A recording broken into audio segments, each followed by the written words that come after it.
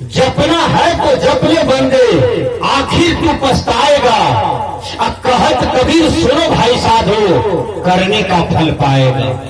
आपन कर्म न मिट जाए, अपने कर्म को नहीं मिटा सकते हैं, चाहे वो लाभ वाला कर्म हो कि हानि वाला कर्म हो, अच्छा कर्म हो कि बुरा कर्म हो। इसलिए संत महापुरुष कहते हैं कि कर्म जब भी करते हैं तो सोच संभल करके करें। कोई भी काम हड़बड़ में डिसाइड न लें, हड़बड़ में फैसला न लें।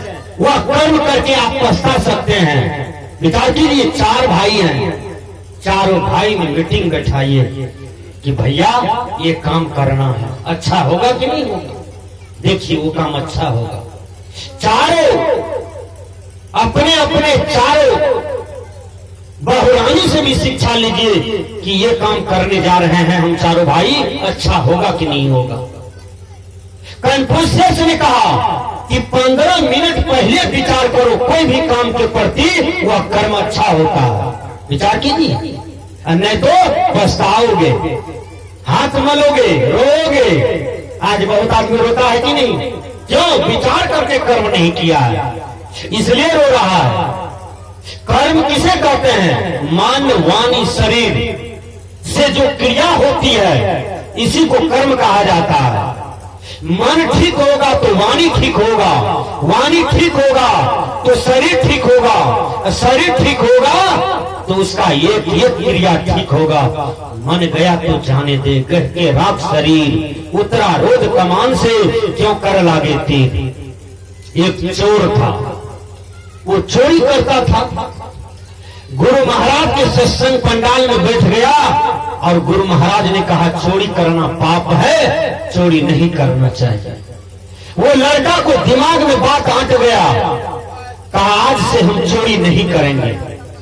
गुरु महाराज को चरण पकड़ लिया और कहा बाबा आप हमको दीक्षा माला दे दीजिए, आज से हम चोरी नहीं करेंगे।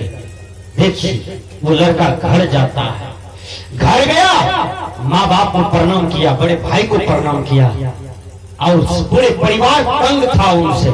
देखिए प्रणाम किया, प्रणाम करके कहा माता जी मेरे हाथ में खुरपी दो, कचिया दो, हम खेत जा रहे हैं काम करने के लिए। और चला गया, काम करके शाम में लौटा, 300 रुपया दिया बाबूजी को, कहा बाबूजी परिश्रम करके आया हूं, ये रुपया लीजिए। देखिए इतना सुंदर जीवन किसने बनाया? संत ने बना दिया, संत ने सुधार दिया। दुनिया में कोई ऐसा औजार नहीं है जो मानव को सुधार सके। दुनिया में एक ऐसा औजार है जिसको सत्संग कहा जाता है। यहाँ पर लोगों के नट बाल्टू ठीक किया जाता है, दिमाग का बिगड़े हुए लोगों को यहीं पर ठीक किया जाता है। संत वाणी से, गुरु वाणी से, गुरु के विचारों से यहीं पर लोगों का सुधार होता है। अंगुली माल का सुधार कहां पर हुआ? अंगुली माल का सुधार भी सत्संग में हुआ। रत्नाकर का सुधार भी सत्संग में हुआ। पतित से पतित मानव का सुधार सत्संग में होता है। इसलिए सत्संग में जाना चाहिए, सुनना चाहिए, बैठना चाहिए, समझना चाहिए। सत्संग जहां पर होता है वहां इंद्र भगवान भी आ जाते हैं, वहां ब्रह्मा जी आ जाते हैं, विष्णु जी आ जाते हैं, शंकर जी आ जाते हैं, सृष्टि के सारी देवी देवता चले आते हैं और समा जाते हैं सत्संग सागर में। बोले जो सत्संग नहीं आते हैं, सत्संग का खिलाफ चलते हैं, सत्संग का निंदा करते हैं, उसका जन्म कहां होता है? वो मरता है तो 3 जोड़ी में जाता है। कौन कौन? साधु की निंदा करी है जो कोई, सत्संग की निंदा करी है जो कोई, शुकर स्वान गिद्ध योनि धरिए सोई। कबीर साहब ने कहा, हम नहीं कर रहे हैं, कबीर साहब ने कहा जो सत्संग का निंदा करता है, सत्संगी का निंदा करता है, साधु का निंदा करता है, गुरु का निंदा करता है, वो आदमी जब मरता है तो उसको 3 जोड़ी में जाना पड़ता है। सुगर, कुत्ता और गिद्ध में, ये 3 जोड़ी में मर के जाना पड़ता है। सुगर क्या खाता है? खीर पूरी। सुगर पैखाना खाता है, सुगर बिष्टा खाता है आप मनुष्य तन में है, जिंदगी भर सत्संगी का खिलाफ किए हैं, भगवान का खिलाफ किए हैं, मरिएगा तो शुगर जोनी में गए, और शुगर जोनी में गए तो पैखाना एक तरफ से खाते खाते अपना द्वार पर पहुंचिएगा। बोलिए, शुगर जोनी में जाना पसंद है? कुत्ता जोनी में जाना पसंद है? कुत्ता एक तरफ से मैला खाता है सबका, 15 दिन वाला मैला, ताजा वाला मैला, 3 दिन वाला मैला, खूब चाट चाट करके पोछ पोछ करके खाता है। बोलिए, गीध को देखिए, मणि खाता है, जो मणि महकता है, वो मणि पर नाक दीजिए, नाक नहीं रखा जाता है। इसलिए मनुष्य को सत्संग का खिलाफ, गुरु भक्ति का खिलाफ, गुरु भजन का खिलाफ, भगवान भजन का खिलाफ नहीं करना चाहिए, सत्संग का खिलाफ नहीं करना चाहिए। कबीर साहब ने कहा, उसको मर करके 3 जोने में जाना पड़ता है, शुगर, कुत्ता, गीध। इसलिए अपने ही कर्म दंड के अधिकारी बन जाते हैं। सज्जनों, तो मैंने कहा कि आपन कर्म न मेटो जाई, कर्म का लिखा मिटा धोखे से जो योग कोटि सिराई। देखिए, संत महापुरुष आपको एकदम अपनी ओर खींचते हैं, सत्य की ओर खींचते हैं, सही राह की ओर खींचते हैं, लेकिन मनुष्य भाग करके फिर वहीं चला जाता है। कैसा मनुष्य का स्वभाव है? एक बच्चा है, माँ दौड़ करके लाती है आंगन पकड़ के, अब बच्चा दौड़ करके फिर रोड पर चला जाता है। माँ 25 बार आंगन लाती है और बच्चा 25 बार फिर वही रोड पर चला जाता है, जहाँ मोटरसाइकिल जाता है, जहाँ 4 चक्का गाड़ी क्रॉस करता है, जहाँ पर यातायात की बहुत सी साधने चलता है, बच्चा खतरा के पास चला जाता है। माँ दौड़ दौड़ करके लाती है बच्चा को आंगन और बच्चा रोड पर चला जाता है। वही स्वभाव है ये जीव का। गुरु आपको लाते हैं पकड़ पकड़ करके सत्संग में, या आप चले जाते हैं कुसंग की ओर। गुरु क्या करेंगे? बोलिए, इसमें गुरु का क्या दोष है? एक लड़का पटना हॉस्पिटल में दम तोड़ रहा था, ध्यान से सुनिए। क्यों दम तोड़ रहा था? जब दम तोड़ रहा था तो आंख में आंसू आ गया और अपने दादा से कहते हैं, दादाजी हम तो जा रहे हैं, लेकिन आप एक शिक्षा दे दीजिएगा हमारे गांव में। कहा, क्या? कोई भी लड़का गुटखा पुड़िया शराब दारू न खाए पिए, हम इसी के कारण आज दुनिया से जा रहे हैं। देखिए, 22 वर्ष का लड़का पटना में दम तोड़ दिया, गुटखा पुड़िया शराब दारू के चलते किडनी फेल हुआ, दोनों किडनी फेल हो गया, लड़का दम तोड़ दिया। विचार कीजिएगा।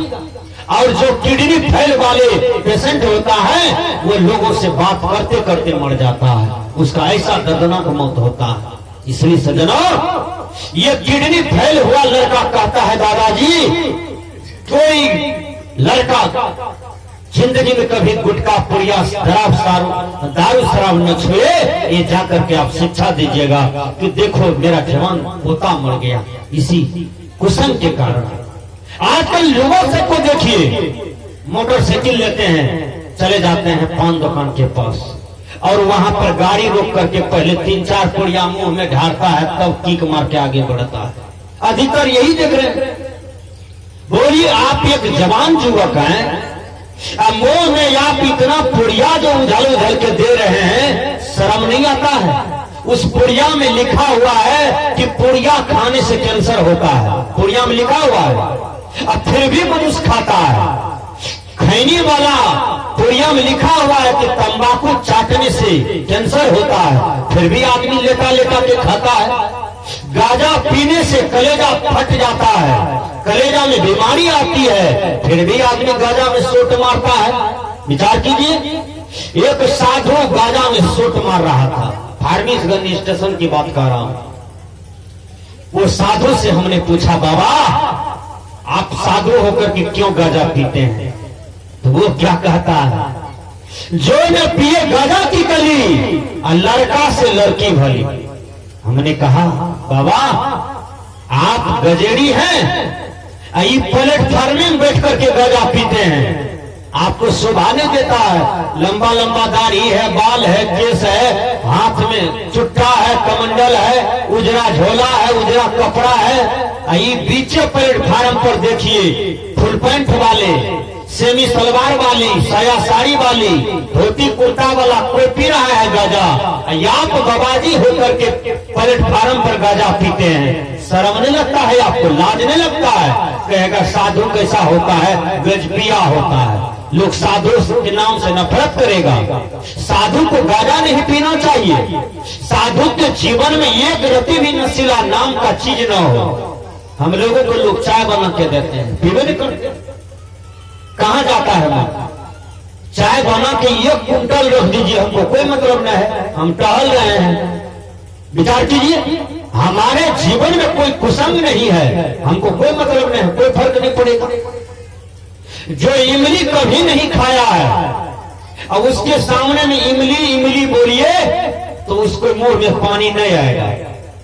और जो इमली खा लिया है उसके आगे में इमली बोल भी दीजिए तो उसका मुंह में पानी भर जाएगा। क्यों? क्योंकि इमली खाया है, वो जानता है कैसा खट्टा होता है इमली।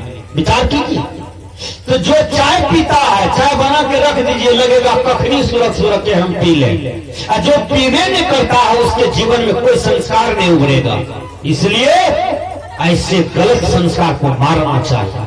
कबीर साहब ने कहा, आदत बुरी सुधार लो, बस हो गया भजन, मन की तरंग मार लो।